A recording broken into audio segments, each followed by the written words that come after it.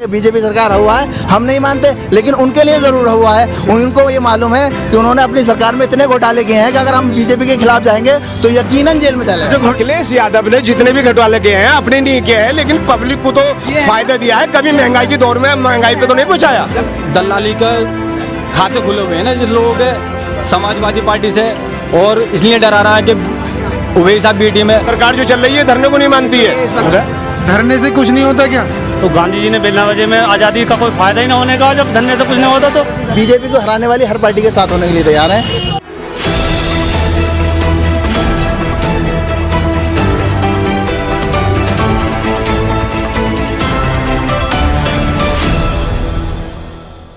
नमस्कार आदाब, मैं हूं मोहम्मद शाहरुख और आप देख रहे हैं जनसोच का यह एपिसोड यूपी होगा किसका 2022 में। इसी बात को हम जानने के लिए पश्चिमी उत्तर प्रदेश के जिला संभल के अंदर है और जिला संभल की विधानसभा असमौली है। असमौली की जनता से हम जानेंगे 2022 में जनता किसे उत्तर प्रदेश की गद्दी पर देखना चाहती है और अपना विधायक जो इस बार है पिंकी यादव उन्हें ही चुनना चाहती है या फिर किसी और को देखना चाहती है। इसी बात को हम जानेंगे जनता से और सवाल भी करेंगे कि आखिर अगर इन्हें नहीं देखना चाहते तो क्यों नहीं देखना चाहते, और अगर इनको पसंद करते हैं तो क्यों पसंद करते हैं। आप सभी का जनसोच में स्वागत है। साहब का नाम? मोहम्मद नवाइल कलियरी। नवाइल कलियरी जी। 2017 से 21 आ गया, 2022 नज़दीक आने वाला, पार्टी चुनाव में अपनी कमर कस चुकी है। क्या लगता है 2022 में कौन आएगा? 2022 में हम वही साहब को ही लड़ाएंगे। ओवैसी साहब को लड़ाएंगे? जी। अच्छा, हम इसलिए लड़ाएंगे। ओवैसी साहब को क्यों लड़ाएंगे आप? हम इसलिए लड़ाएंगे वही साहब को, हमने कुछ जान पूछकर शकील एडवोकेट को असमौली विधानसभा से हमने अपना ही चुना है, इसलिए। और चुनने की खातिर ये है कि 2 बार हमने विधायक असमौली से पिंकी यादव को बना दिया, 1 बार जिता दिया। बोले चलो उन्होंने कुछ नहीं करा 5 साल, तो मन के चलो अगली बार कर देंगी। उन्होंने भी 5 साल विकास नहीं हो तो आपको अपना नुमाइंदा खड़ा करना पड़ा। जी, इसलिए खड़ा करना पड़ा। वो कहते हैं कि ओवैसी साहब यहाँ जो आ रहे हैं उत्तर प्रदेश में वो बीजेपी की बी टीम के बन के आ रहे हैं। अरे वो बी टीम वो लोग कह रहे हैं जिसके जो दलाली का खाते खुले हुए हैं ना जिस लोगों के समाजवादी पार्टी से, और इसलिए डरा रहा है कि वही साहब बी टीम है। वही साहब समाजवादी के बी टीम नहीं है, अखिलेश जी। नाम आपको? मोहम्मद आजम है। यह जो लोग कह रहे हैं कि बीजेपी की बी टीम में गलत है बात? ये बिल्कुल गलत है, सरासर गलत है, इल्ज़ाम है। इल्ज़ाम है? हाँ। क्यों? अगर वो बीजेपी की बी टीम होते तो तेजस्वी यादव से बात नहीं करते बिहार के में, और वो बीजेपी की बी टीम होते तो वो गठबंधन के लिए किसी से दोनों ही बड़ी पार्टियों से प्रस्ताव रख चुके हैं कि हम तैयार हैं। और बी टीम वो हर बीजेपी को हराने वाली हर पार्टी के साथ होने के लिए तैयार हैं। सिर्फ अपने ऊपर इल्ज़ाम ना चाहते हैं, हम इल्ज़ाम नहीं चाहते हैं। ओवैसी साहब जो है असमौली की बात करें तो जितना दर्द आपके भाई को आपका होगा इतना दर्द मुझे नहीं हो सकता। उसी तरह से जो असमौली का नुमाइंदा होगा तो वो असमौली का रहने वाला होना चाहिए। और अकील रहमान खान संभल विधानसभा के हैं और पिंकी यादव मुर्दाबाद की ससुराल है उनकी, तो वो यहाँ के दर्द को क्या? ओवैसी साहब तो 2017 में आए थे और या फिर 22 मारे, उससे पहले किसे दिया था आपने वोट? ओवैसी साहब पिंकी यादव को दिया था। पिंकी यादव को दिया था, तो आप सही नहीं लग रही पिंकी यादव? पिंकी यादव ने विकास नहीं कराया तभी तो हटाया जा रहा है। साहब का नाम? अकबर। अकबर जी, पिंकी यादव को हटाने की बात कर रहे हैं यहाँ के लोग। वो पिंकी यादव हटाएं या किसी भी चीज़ को हटाएं, बात विकास की तो मतलब बीजेपी सरकार ने कुछ करी नहीं है। महंगाई पे पिंकी यादव तो समाजवादी पार्टी की है, बीजेपी कहाँ से आ गई इनमें? समाजवादी पार्टी की मतलब पिंकी यादव है। पिंकी यादव ने काम कुछ नहीं करा, लेकिन समाजवादी सरकार से अखिलेश से तो चेहरे के फायदा उठाया। सन 2022 में पक्की है 74% बन रही है सरकार। ये कह रहे हैं। हाँ सर बताइए आप। अखिलेश की 74%, अखिलेश यादव की बन रही है सरकार के हिसाब से तो अखिलेश का चेहरा है, तो जो जितने भी लोगों को वो टिकट देंगे अखिलेश यादव उनको जिता दिया जाए। वो बिल्कुल काम नहीं करेंगे। जब बीच का आदमी हमारा नुमाइंदा हमारी आवाज़ नहीं उठा सकता, हमारे विकास नहीं करा सकता, तो वो थोड़े ना करने आएंगे। आज अब अगर बीजेपी की सरकार है तो विपक्ष में आप हैं, विपक्ष में होने के बावजूद किसी मुद्दे पे आपकी आवाज़ नहीं निकलती। जब आप बीजेपी से इतना डरते हैं, आप किसी मुद्दे पे नहीं बोल सकते, तो फिर क्या विकास कराएंगे आप हमारा?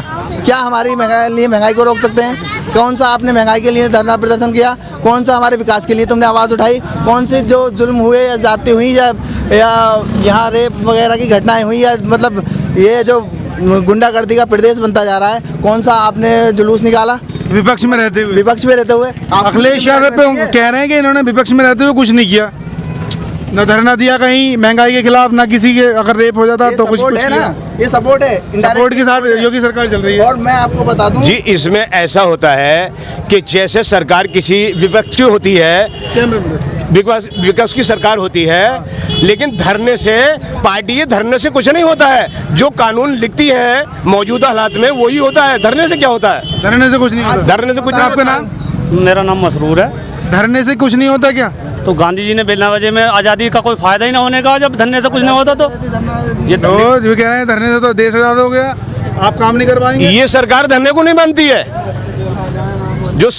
ये सरकार जो चल रही है धरने को नहीं मानती है। अखिलेश यादव इस सरकार से इतना डरते हैं कि कभी कुछ नहीं कर सकते। कुल मिला के ये है कि जो ये बताते हैं कि बीजेपी सरकार हुआ है, हम नहीं मानते, लेकिन उनके लिए जरूर हुआ है। उनको ये मालूम है कि उन्होंने अपनी सरकार में इतने घोटाले किए हैं कि अगर हम बीजेपी के खिलाफ जाएंगे तो यकीनन जेल में चले। घोटाले किए हैं? बिल्कुल। अखिलेश यादव के ऊपर घोटालों का इल्जाम। अखिलेश यादव ने जितने भी घोटाले किए हैं अपने नहीं किए हैं, लेकिन पब्लिक को तो फायदा दिया है। कभी महंगाई के दौर में महंगाई पे तो नहीं पहुंचाया। घोटाले किए हैं अखिलेश यादव ने? घोटाले नहीं किए हैं, लेकिन पब्लिक को तो महंगाई के ऊपर नहीं पहुंचाया। घोटाले किए हैं? हाँ, तो ऐसे तो कहते ही हैं कि मैं मतलब घोटाले की वजह से दबे बैठे हैं। अखिलेश ने कोई घोटाला नहीं किया। वो कह रहे हैं कि धरने से कुछ नहीं होता, ये सरकार धरना नहीं सुन रही। इसमें आप क्या कहेंगे? धरना तो उसको सुनना ही पड़ेगा सरकार को, मगर ये सरकार तो और है ना, सरकार है और है। हमें अपनी असमोली विधानसभा को देखना है क्या हमें किसे जिताना, हमें तो अपनी विधानसभा को संभालना है। अच्छा, अपनी विधानसभा को संभालना है। जी, अगर हम अपनी विधानसभा को संभालेंगे जब तो सरकार आएगी संभलेगी। जब अपनी विधानसभा संभाल नहीं पाएंगे तो आप कैसे समझ जाओगे हमें? आप किसे देखना चाहते हैं? सन 2022 में लाने चाहा तो हम शकील एडवोकेट को ही जिताना चाहेंगे। सरकार में किसे देखना चाहते हैं? सरकार में गठबंधन में देखेंगे, उस वक्त बताएंगे सन 2022 में कि किसके साथ। अच्छा, ओवैसी साहब किसके साथ जाते हैं? किसके साथ जाते हैं? जिसके साथ ओवैसी साहब जाएंगे हम उसी के साथ जाएंगे। हम चाहते हैं हिस्सेदारी अपनी। क्या हमारे इस टाइम मसीहा जो है ओवैसी साहब हैं, या तो मसीहा हैं वो? हमारे इस वक्त मसीहा हैं वो। और जो वो हमारे ही नहीं, दलितों को भी वो दलितों के भी समाज, जो दलित समाज के लोग हैं उनके भी मसीहा हैं। डॉक्टर अम्बेडकर के हर उस इंसान के मसीहा है जिसके साथ जाती हो रही है, जिसके साथ नाइंसाफी हो रही है। अच्छा, दिल्ली दंगों पर क्यों नहीं बोले वो 1 साल तक? दिल्ली दंगों पर? हाँ, क्यों? उन्होंने कहा ना कि वहाँ उन्होंने पूरा 1 साल होने के बाद में केजरीवाल की जिम्मेदारी है पूरा। ये आप कह रहे हैं 1 साल पूरा घूम कर के आता है, औसतन ओवैसी कुछ दंगों पर बयान नहीं। ताहिर हुसैन को पार्षद से नया मुद्दा निकालने के लिए उन्होंने बात की थी। नया मुद्दा? कौन सा नया मुद्दा निकलेगा उससे? कौन सा नया मुद्दा निकलेगा? उसको ताहिर हुसैन को फंसा दिया जाता है और उसके बाद क्या नाम है, उसको वो पार्टी से निष्कासित कर देते हैं, जबकि गवर्नमेंट उनकी है, प्रशासन उनके हाथ में है। दंगे को रोकने की जिम्मेदारी उनकी है, उनकी बनती है।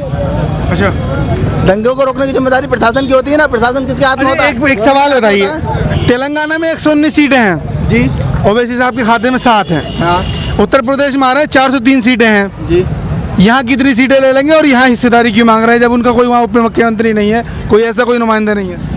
वहाँ पे उनके 7 एमएलए हैं। वहाँ पे आप जाकर के देखिए। हम ये चाहते हैं कि हमारे पश्चिमी उत्तर प्रदेश को, पूरे उत्तर प्रदेश में अगर तेलंगाना मॉडल पे ही काम कर दें जो सरकार, उससे बेहतर कोई मॉडल हो ही नहीं सकता। हिस्सेदारी बात चल रही है ना मुख्यमंत्री की। बता तो रहा हूँ, उप मुख्यमंत्री की बात यूँ है, वहाँ पे 7 हैं, लेकिन यहाँ पे 23% मुसलमान हैं।